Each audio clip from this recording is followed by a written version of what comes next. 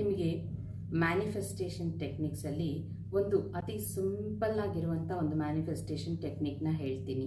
ಇದಕ್ಕೆ 2 ಸ್ಟೆಪ್ಸೇ ಇರೋದು, ತುಂಬ ಸಿಂಪಲ್ ಆಗಿದೆ, ಅಷ್ಟೇ ಎಫೆಕ್ಟಿವ್ ಆಗಿಯೂ ಇದೆ.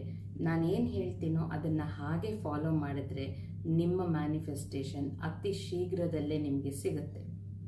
ಏನಂದರೆ ಫಸ್ಟ್ ಸ್ಟೆಪ್, ಈ ಮ್ಯಾನಿಫೆಸ್ಟೇಷನ್ಗೆ ಬೇಕಾಗಿರೋದು ನಿಮಗೆ ಏನು ಬೇಕು 3 ಗೋಲ್ಸನ್ನು ಬರ್ಕೊಳ್ಳಿ. ನಿಮ್ಮ ಜೀವನದಲ್ಲಿ ನಿಮಗೇನು ಬೇಕೋ ಯಾವುದಾದ್ರೂ 3 ಬರೆದಿಟ್ಕೊಳ್ಳಿ. 2ನೇ ಸ್ಟೆಪ್ ಏನಪ್ಪ ಅಂದರೆ 3 ಗೋಲ್ಸ್ ಬರೆದಿದ್ದೀರಲ್ಲ, ಒಂದೊಂದು ಗೋಲನ್ನು ತಗೊಳ್ಳಿ. ಆ ಗೋಲ್ನ ಪಡ್ಕೊಳ್ಳೋದಕ್ಕೆ ನಿಮಗೆ ಏನು ಅರ್ಹತೆ ಇದೆ ಅಂತ ಒಂದು 5 ಸೆಂಟೆನ್ಸನ್ನು ಬರೀರಿ. ಎಕ್ಸಾಂಪಲ್, ಈಗ ನೀವೇನಾದರೂ ನನಗೆ ತಿಂಗಳಿಗೆ 5 ಲಕ್ಷ ಸಂಪಾದನೆ ಬರ್ತಾ ಇದೆ ಅಂತ ಬರ್ಕೊಂಡಿರ್ತೀರ.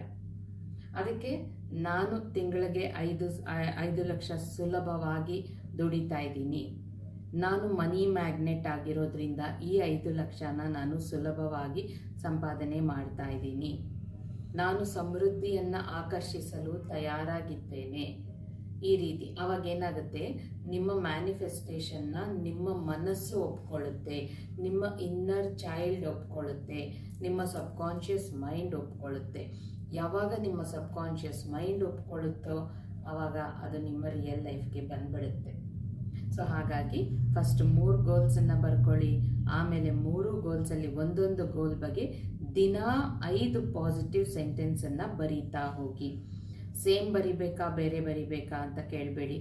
ಎಷ್ಟೊಂದು ಬರ್ತಾ ಇರುತ್ತಲ್ವ ನಿಮ್ಮ ಗೋಲ್, ಅದು ಸಿಕ್ಕಿಬಿಟ್ರೆ ನೀವೇನೇನು ಮಾಡ್ತೀರಾ ಪಾಸಿಟಿವ್ ಆಗಿ, ಆ ಥರ ಎಷ್ಟೆಷ್ಟೆಲ್ಲ ಬರಿಬೋದಲ್ವಾ. ಬೇರೆ ಬೇರೆ ಬರೀತಾ ಇರಿ, ಏನು ಸಿಕ್ಕಿಲ್ಲ ಅಂದರೆ ಅದನ್ನೇ ಕೂಡ ಬರ್ಕೊಳ್ಳಿ. ಒಟ್ಟಿನಲ್ಲಿ 5 ಪಾಸಿಟಿವ್ ಪಾಯಿಂಟ್ಸ್ ಬರಿಬೇಕು. ಬರೆಯೋದು ಮಾತ್ರ ಅಲ್ಲ, ನಿಮ್ಮ ಗೋಲ್ ಆಲ್ರೆಡಿ ಸಿಕ್ಕಿರೋ ಹಾಗೆ ಆ ಸಂತೋಷ ನಿಮ್ಮಲ್ಲಿ ನಿರಂತರ ಇರಬೇಕು. ಎಸ್, ನನ್ನ ಗೋಲ್ ನನಗೆ ಸಿಕ್ಕಿದೆ ಅಂತ, ಆವಾಗ ಸಿಕ್ಕಿಬಿಡುತ್ತೆ ನಿಮಗೆ.